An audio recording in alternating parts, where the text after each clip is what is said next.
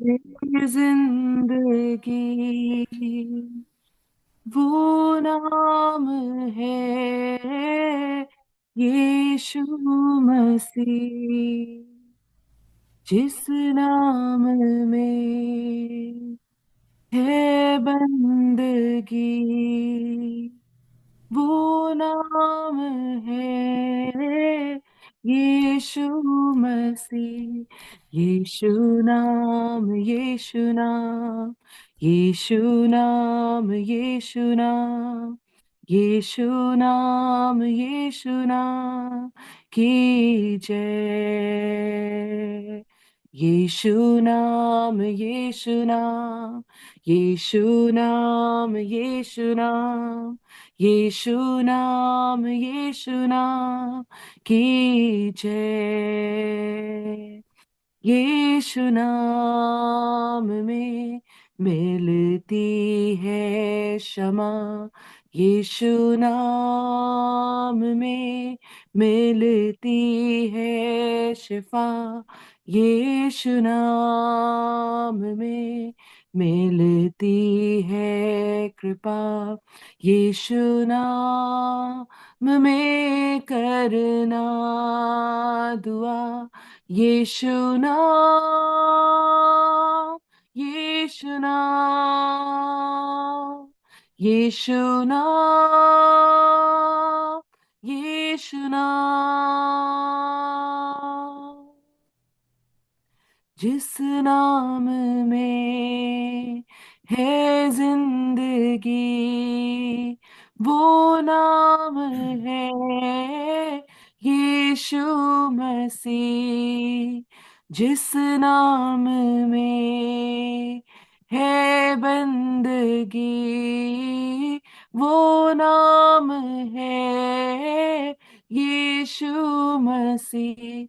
यीशु नाम, यीशु नाम, यीशु नाम, यीशु नाम, यीशु नाम, यीशु नाम की जय। यीशु नाम, यीशु नाम, यीशु नाम, यीशु नाम, यीशु नाम, यीशु नाम की जय। यीशु नाम, यीशु नाम, यीशु नाम, यीशु नाम, यीशु नाम, यीशु नाम की जय। प्रीज लॉर्ड। शालोम, शालोम और शालोम। प्रभु यीशु की शांति जो समझ से बाहर है, वो हमारे जीवनों में बनी रहे। जैसा कि हम मत्ती 14 अध्याय पर आ गए हैं और यहाँ पर हम बहुत ही महत्वपूर्ण बातों को देखते हैं कि किस प्रकार से परमेश्वर के राज्य को बढ़ने में एक दिन भी रुकावट नहीं आना चाहिए। जब परमेश्वर का राज्य हमें सौंपा गया है कि हम उसके राज्य को बढ़ाएं, तो एक भी दिन उसमें रुकावट ना आए और और और कोई भी चीज़ हमको रोकने ना पाए। तो यहाँ पर हम देखते हैं, आज हम इस बात को देख लेंगे कि किस प्रकार से परमेश्वर का राज्य रुकने ना पाए। इसमें हमको क्या करना है। और यूहन्ना बपतिस्मा देने वाला और यीशु मसीह की सबसे बड़ी गवाही को हम देखते हैं। तो सबसे पहले पढ़ दीजिए 1 से 14, मत्ती 14 का 1 से 12 पढ़ दीजिए जी।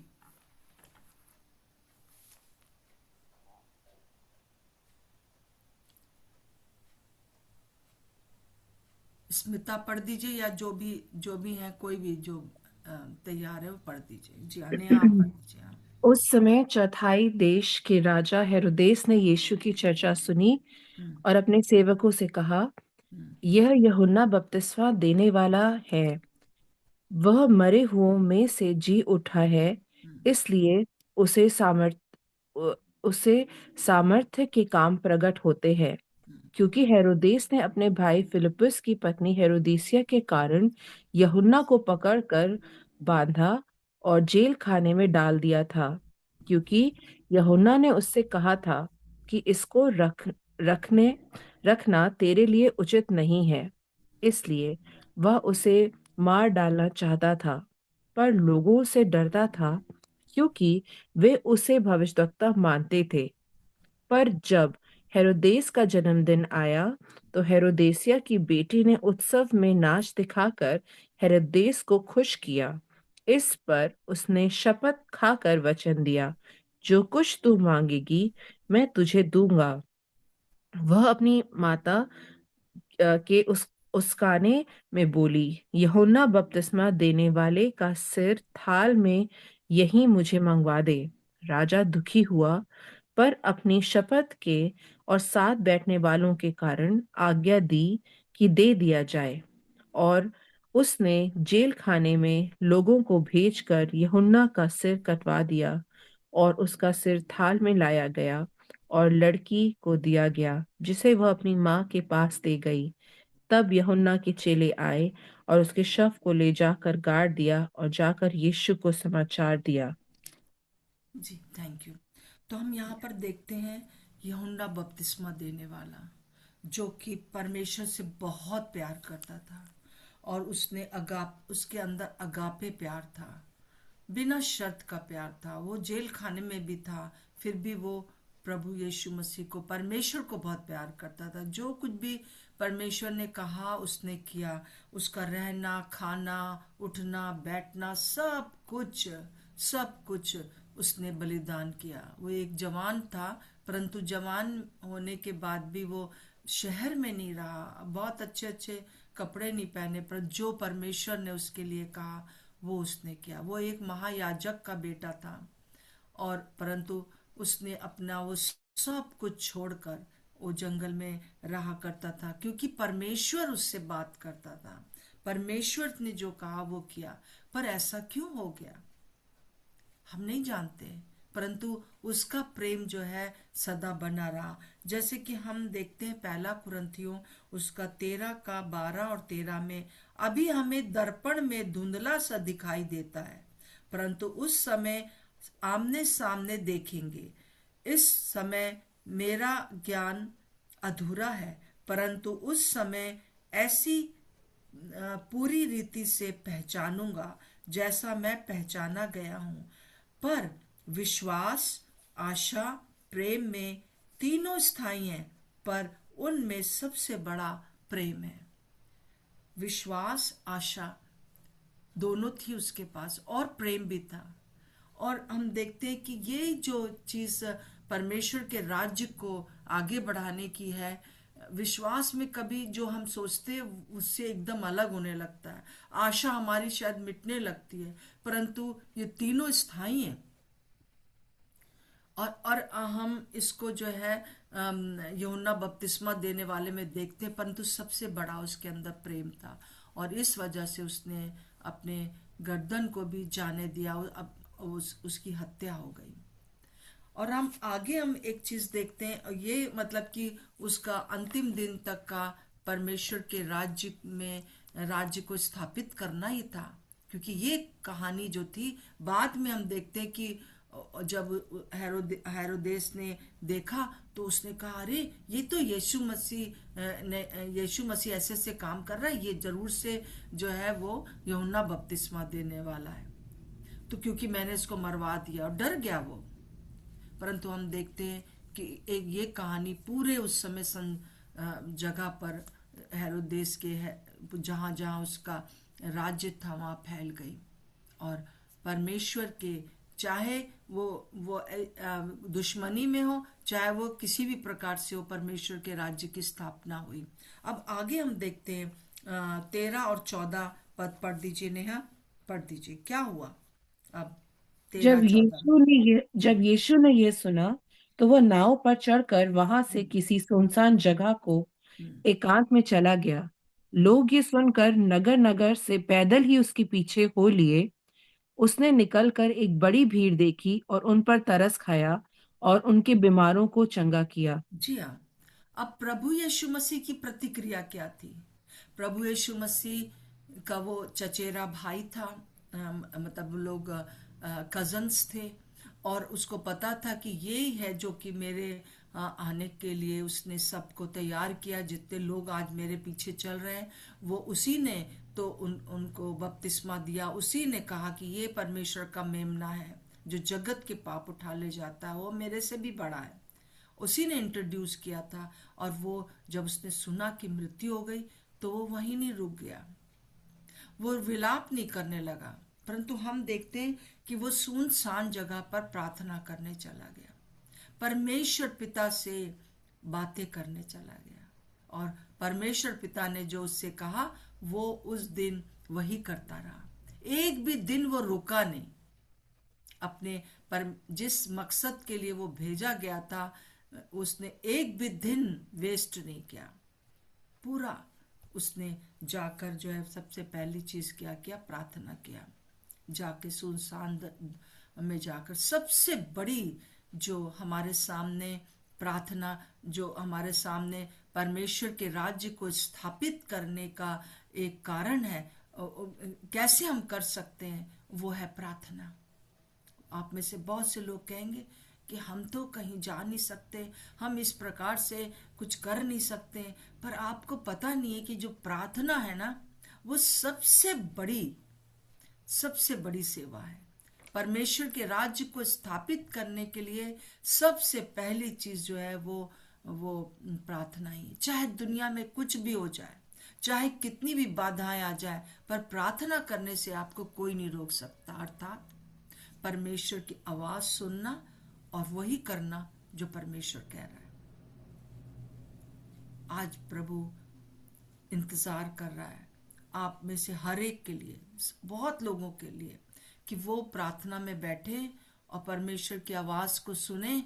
और जब वो परमेश्वर की आवाज को सुनेंगे, तो वो अवश्य वही करेंगे जो कि प्रभु चाहता है। और वही है सेवा। बस हमको हमको बड़ी बड़ी बातें करने के लिए प्रभु नहीं कह रहा है। अब इस स्थिति में प्रभु ने यही चुना, वो प्रार्थना किया। और फिर उसके बाद हम देखते हैं कि उसको जो है उसने देखा, उसने बड़ी भीड़ को देखा और उस पर तरस खाया। इसी इसीलिए तो वो आया था कि वो तरस खाए, वो बड़ी भीड़ को देखा। उसने अपने अपने वहीं पर रहकर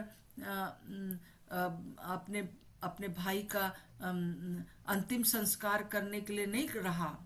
वो उसने उस चीज को प्रायोरिटी दिया कि मैं जो भी प्रभु कहेगा वो मैं करूंगा। और हम देखते हैं कि उसकी वो एकांत में चला गया और भीड़ पर तरस खाया। जिस काम के लिए वो रखा गया था वो क्या, अर्थात स्वर्ग के राज्य का विस्तार उस जगह पर भी हुआ। प्रभु का धन्यवाद हो। और हम देखते हैं कि फिर उसके बाद हम एक और चीज यहाँ पर देखते हैं कि प्रभु यीशु मसीह ने क्या किया। उसके लिए हम लोग जो 14 का हम देखते हैं कि 5,000 लोगों को उसने खाना खिलाया। और बहुत से लोगों को उसने, बीमारों को चंगा किया। पर 22 और 33 के बीच में हम कुछ और पढ़ते हैं। हम इसको, आपको सबको मालूम है किस प्रकार से प्रभु यीशु मसीह ने खाना खिलाया। और उसका एक ही एम था कि उनके ऊपर तरस आ रहा था और वो उनको उपदेश दे रहा था। और तो 22 से 33 पढ़ दीजिए। तब उसने तुरंत अपने चेलों को नाव पर चढ़ने के लिए विवश किया कि वे उससे पहले पार चले जाएं, जब तक वह लोगों को विदा करे। वह लोगों को विदा करके प्रार्थना करने को अलग पहाड़ पर चला गया, और सांझ को वह वहां अकेला था। उस समय नाव झील के बीच लहरों से डगमगा रही थी, क्योंकि हवा सामने की थी। आंटी जी, आगे। हाँ, पूरा पढ़ दीजिए, पूरा 33 तक, 33 तक। और यीशु रात के चौथे पहर झील पर चलते हुए उनके पास आया। चेले उसको झील पर चलते हुए देखकर घबरा गए और कहने लगे, यह भूत है, और डर के मारे चिल्लाने लगे। तब यीशु ने तुरंत उनसे बातें की और कहा, ढांढस बांधो, मैं हूं, डरो मत। पतरस ने उसको उत्तर दिया, हे प्रभु, यदि तू ही है तो मुझे अपने पास पानी पर चलकर आने की आज्ञा दे। उसने कहा, आ। तब पतरस नाव पर से उतरकर यीशु के पास जाने को पानी पर चलने लगा, पर हवा को देखकर डर गया और डूबने लगा, तो चिल्लाकर कहा, हे प्रभु, मुझे बचा। यीशु ने तुरंत हाथ बढ़ाकर उसे थाम लिया और उससे कहा, हे अल्पविश्वासी, तूने क्यों संदेह किया? जब वे नाव पर चढ़ गए तो हवा थम गई। इस पर उन्होंने जो नाव पर थे उससे दंडवत करके कहा, सचमुच तू परमेश्वर का पुत्र है। जी हाँ। तो यहाँ पर एक और स्टेप हम देखते हैं। पूरी कहानी हम जानते हैं, कई बार हम सुन चुके हैं। विशेष रूप से आज मैं ये कहना चाहती हूँ कि चेलों ने सब कुछ देखा था कि किस प्रकार से 5,000 क्या 10,000 लोग कम से कम वहां पर होंगे। वहां पर कैसे दो रोटी और 2 मछली और 5 रोटी से पूरे सबको खिला दिया। बहुत से आश्चर्य कर्म हुए, बहुत से उसी दिन लोग जो थे वो चंगे हुए, है ना। उसी दिन, जिस दिन उसने अपने भाई की बात को सुना कि वो मर गया, तो उसी दिन ये सारे काम हो रहे हैं। उसी रात को ये सारे काम हो रहे हैं।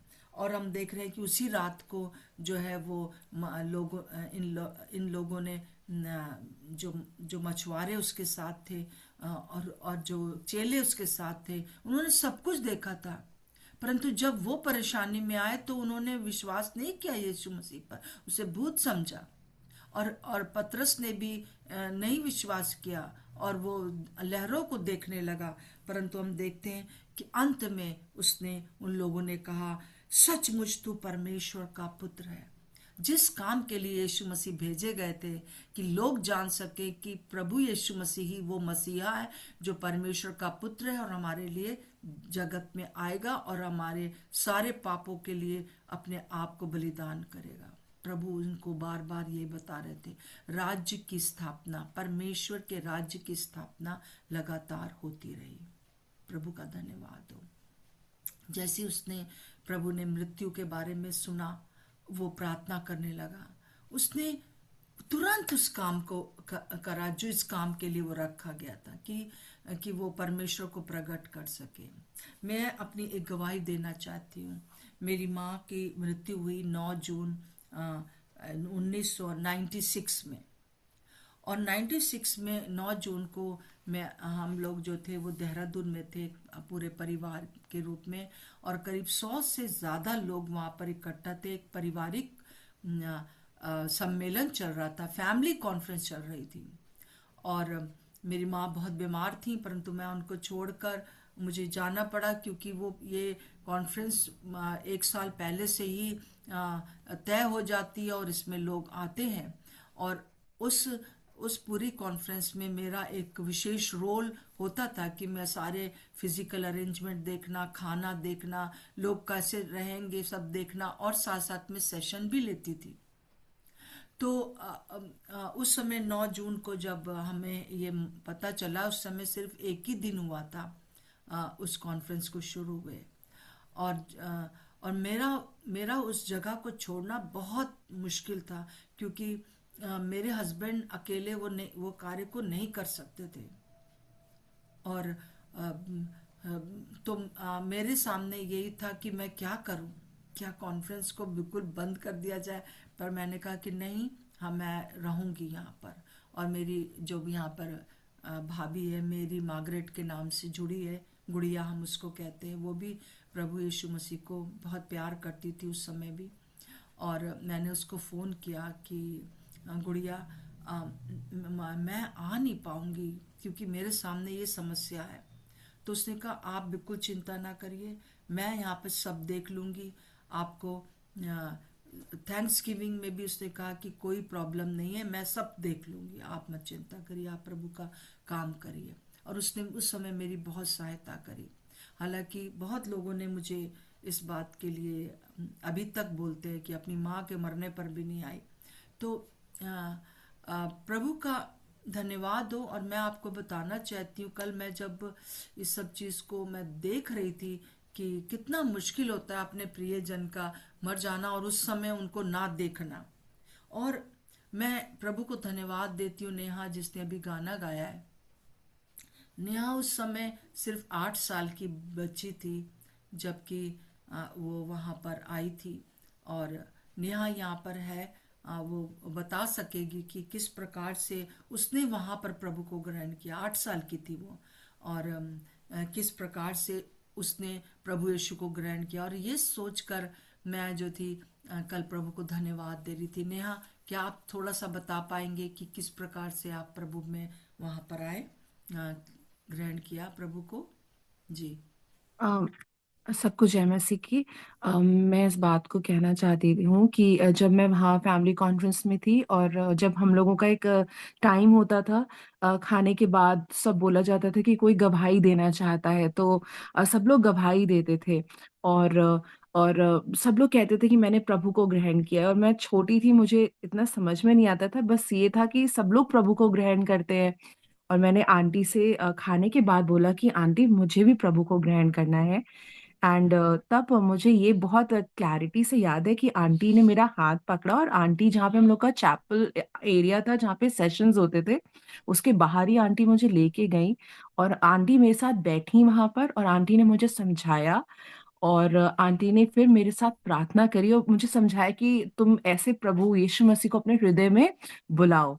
तो और मैंने आंटी के साथ वो प्रार्थना करी। सो मैं धन्यवाद देना चाहती हूँ उस टाइम के लिए आंटी, जो आपने एक छोटे से बच्चे के उस बात को आपने तुच्छ नहीं जाना। और आपने उस समय मतलब मैं इतनी छोटी एज पे प्रभु को ग्रहण कर पाई, और उस समय नहीं पता था कि क्या होता है।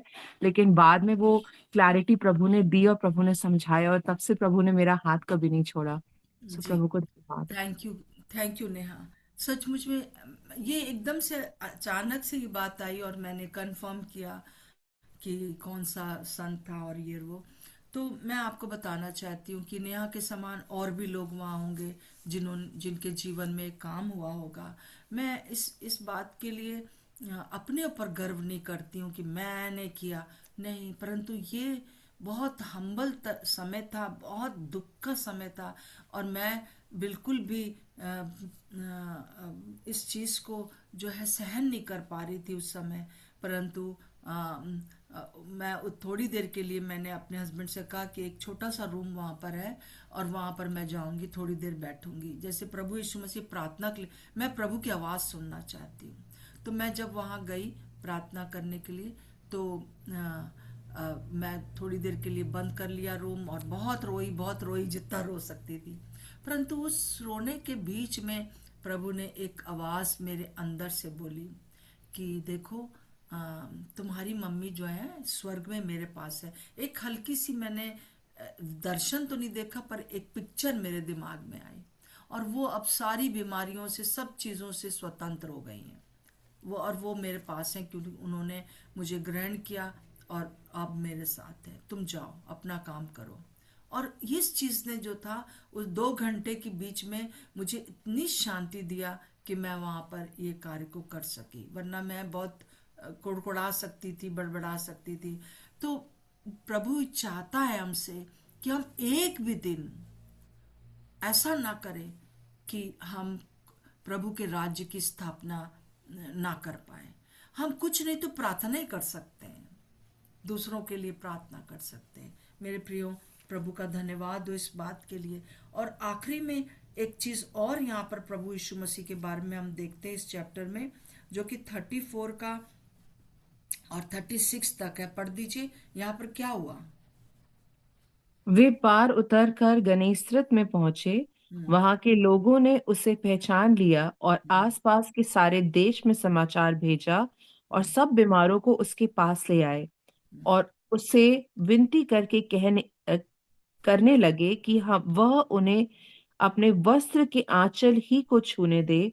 और जितनों ने उसे छुआ वे चंगे हो गए। जी हाँ। तो ये जो गणेशरथ में जो जो प्रभु यीशु मसीह ने बहुत लोगों ने उसे छुआ और वो चंगे हो गए, ये कौन लोग थे? ये जब अगर आप इसमें भी देखते हैं, मत्ती 8 में भी देखते हैं 28 से, और मरकुस में बहुत क्लियर लिखा है कि वो जगह थी। अगर आप मरकुस निकाल लें, मरकुस उसका 5 का 1 से 20 में, पर हम पूरा नहीं पढ़ेंगे, पर हम देखते हैं कि वहां पर एक ऐसा मनुष्य था जो दुष्ट आत्मा से ग्रसित था, कब्रों में रहा करता था, चेन से उसको बांध दिया जाता था, अपने आप को घायल किया करता था, और वो बहुत परेशान था। उसमें सेना थी दुष्ट आत्माएं की, और प्रभु यीशु मसीह ने उस दुष्ट आत्मा से ग्रसित व्यक्ति को वहां चंगा किया था। उसकी दुष्ट आत्माएं किस प्रकार से उस सुअरों में जाकर पानी में समा गई थी। और हम देखते हैं कि वहां पर जो जो व्यक्ति स्वतंत्र हुआ था, उसने ये एक कहा था कि प्रभु मैं आपके पीछे आना चाहता हूँ। परंतु प्रभु यीशु मसीह ने देखी क्या उसको उत्तर दिया था। 18 से 20 पढ़ दीजिए, 18 से 20 पढ़ दीजिए जी। जब वह नाव पर चढ़ने लगा तो वह जिसमें पहले दुष्ट आत्माएं थीं उससे विनती करने लगा, मुझे अपने साथ रहने दे। परंतु उसने उसे आज्ञा ना दी और उससे कहा, अपने घर जाकर अपने लोगों को बता कि तुझ पर दया करके प्रभु ने तेरे लिए कैसे बड़े काम किए हैं। और वह जाकर दिकापुलिस में इस बात का प्रचार करने लगा कि यीशु ने मेरे लिए कैसे बड़े काम किए, और सब लोग अचंभा करते थे। जी हाँ। तो यीशु मसीह ने इस व्यक्ति से कहा था, नहीं तू मेरे पीछे मत आ, तू यहीं रह।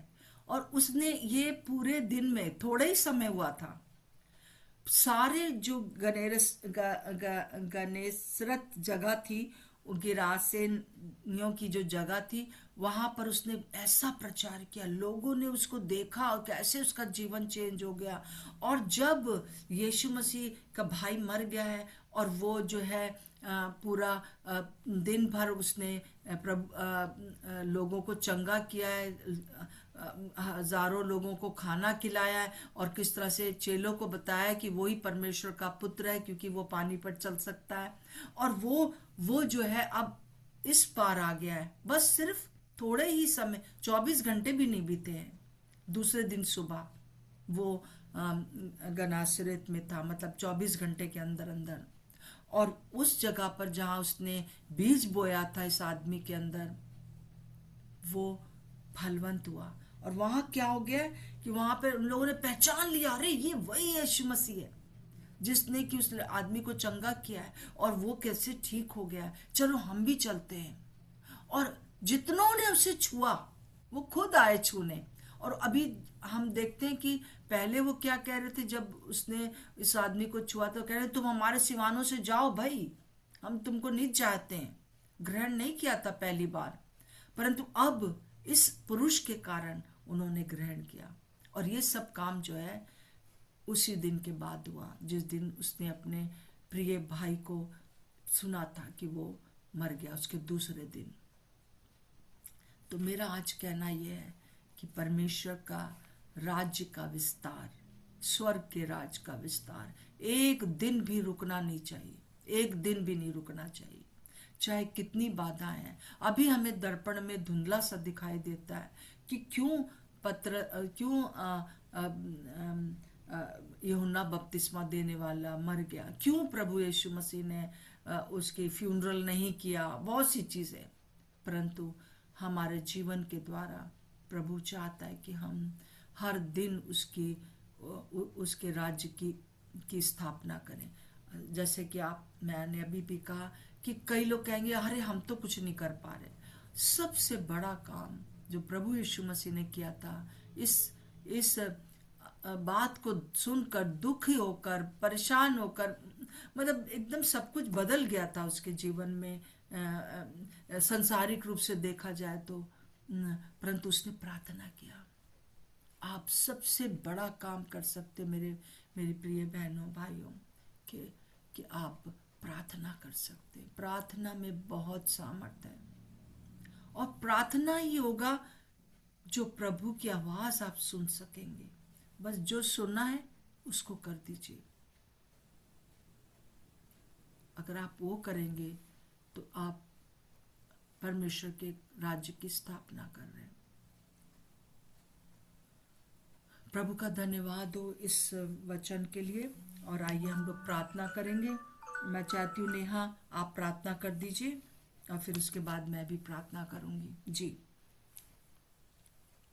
प्रभु जी, हम आपका धन्यवाद देना चाहते हैं इस समय के लिए प्रभु। और प्रभु, हम धन्यवाद देना चाहते हैं कि आपने हमसे बहुत प्रेम किया है परमेश्वर पिता, और आपने अपने राज्य का बीज हमारे अंदर बोया है प्रभु।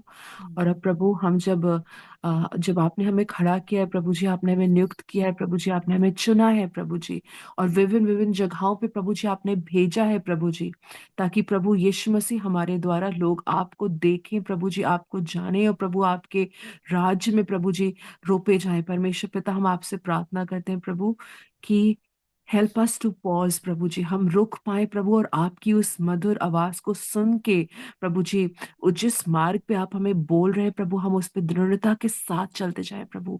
जितनी आंधी जितनी तूफान आए प्रभु, लेकिन लहरों पे हमारी दृष्टि नहीं यीशु मसीह। हम आज के सुबह प्रार्थना करते हैं कि हम सिर्फ आपको ही देख रहे हैं प्रभु जी, और आप ही प्रभु जी हमें लेकर चल रहे हैं प्रभु। हम आपसे प्रार्थना करते हैं प्रभु, आपके राज्य का कार्य प्रभु जी किसी भी बात से रुकने ना पाए प्रभु जी। वो लहरें हो प्रभु जी, या प्रभु जी और भी बहुत सारी बाधाएं हो, या और बहुत सारी बातें हो प्रभु जी, कुछ भी क्यों ना हो प्रभु, लेकिन आप प्रथम प्रभु जी, और आपका राज्य हमारे जीवन में प्रथम और अधिकाई से हमारे जीवन से प्रभु जी बढ़ता जाए। हम इस प्रार्थना को यीशु मसीह के नाम से मांगते हैं, आमीन। आमीन। आइए मेरे साथ सब कहिए कि प्रभु यीशु मसीह, मेरे जीवन में चाहे कुछ भी होता रहे, चाहे कैसी भी परिस्थितियां हों, परंतु मैं अपने आप को आज सुबह आपके सामने समर्पित करती हूँ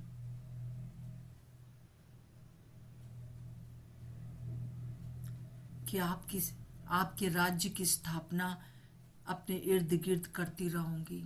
और मुझे नहीं मालूम प्रार्थना के द्वारा कहाँ दूर तक मैं आपके राज्य की स्थापना कर सकती हूँ, कहाँ दूर तक प्रभु जी मैं आपकी आवाज़ सुनकर वो प्रार्थना में आगे बढ़ सकती हूँ। प्रभु, इस समय मैं अपने आप को आपके सामने समर्पित कर देती हूँ। प्रभु, आज मैं आपको धन्यवाद देती हूँ उस 96 के दिन, जिस दिन की मेरी मम्मी की मृत्यु हुई, मैं सही निर्णय ले सकी। हालांकि आज दिन तक मेरे अंदर वो एक दुख है कि मैंने अपनी माँ का मरने का अ, अंतिम बात देख नहीं पाई, अंतिम बार उनको।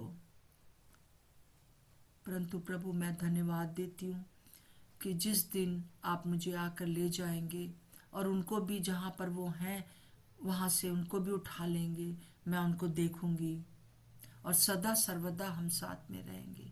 और साथ में प्रभु जी मैं धन्यवाद देती हूँ, नेहा जैसे उस समय बहुत से लोग होंगे जो कहीं किचन में तो कहीं कहाँ पर खड़े होकर उन्होंने प्रभु को ग्रहण किया होगा या आत्मिक रूप से वो आगे बढ़े होंगे। प्रभु, उन सब के लिए मैं आपको धन्यवाद देती हूँ। और आज भी मैं अपने आप को आपके सामने समर्पित करती हूँ कि मेरा जीवन हर दिन आपके लिए बीत सके। आप मेरी सारी दुर्बलताओं को जानते हैं, आप मेरी सारे प्रकार के हिंड्रेंस को जानते हैं। मैं अपने आप को एक बार फिर से आपके अधीन करती हूँ प्रभु, मेरा हर पल आपके लिए बीत सके। बहुत सी चीजें मुझे अभी समझ में नहीं आती हैं, परंतु मैं अभी दर्पण में धुंधला सा देखती हूँ। पर जिस दिन आपके साथ पहुंच जाऊंगी, उस दिन मैं सब बातों को क्लियरली देख सकूंगी कि ऐसा क्यों हुआ, वैसा क्यों हुआ। हर एक प्रश्न को जो मेरे जीवन में उठता है और मेरे इन भाई बहनों के जीवन में उठता है, हर एक को प्रभु जी मैं आपके हाथ में सौंप देती हूँ। प्रभु, हर एक बाधा, हर एक प्रश्न, अभी इस समय ऐसी स्थिति में मुझे क्या करना चाहिए, वो हम सिर्फ आपका सुन के कर सके। यीशु मसीह के नाम से मांगते हैं, आमीन और आमीन। सबको जय मसीह की। थैंक यू सो मच मेरे साथ इन्वॉल्व होने के लिए। जय मसीह की प्रभु आंटी आप लोग जी। को बहुत आशीष दे। और जय मसीह की आपको भी प्रार्थना करते जी। रहिए, प्रार्थना करते रहिए इस हर एक मीटिंग के लिए कि इसके लोग ठीक प्रभु है, मैं में क्या आगे बढ़े। जय मसीह जय के आंटी मसीह जी, की। जय मसीह सभी जय बहनों जय को। मसीह की मसीह। दीदी। जय मसीह की जय सभी मसीह की दीदी बहनों को। सबको जय जय जय मसीह। मसीह मसीह। की आंटी, आप जय लोग मसीह बहुत की अच्छे जय हैं। सबको। मसीह की। जय जय मसीह की मसीह। दीदी। जय जय मसीह मसीह की की सभी दीदी, को। जय मसीह की जय सबको। मसीह की आंटी। जय मसीह की सबको जय मसीह। शालोम। जय मसीह शालोम की और दीदी। शालोम।